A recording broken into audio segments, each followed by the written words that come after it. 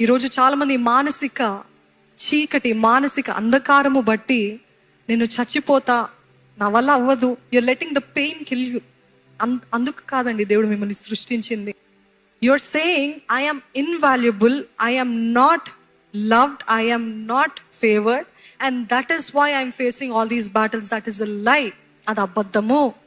ఎవరైతే దేవుని దృష్టిలో విలువైన వారో, ఎవరైతే దేవుడు వారికి ఆయనకి ఇష్టముగా ఎంచుతున్నాడో వారిని అపవాది కూడా దృష్టి చేంజ్ చేస్తాడంట. దేవుణ్ణి బాధ పెట్టడానికి మనల్ని దాడి చేస్తాం. మనల్ని అపవాది దాడి చేస్తున్నప్పుడు మనము కన్నీటితో, బాధతో, కలవరముతో, చచ్చిపోవాలని తలంపులతో ఉంటే దేవుడి హృదయము పగిలిపోతుందండి.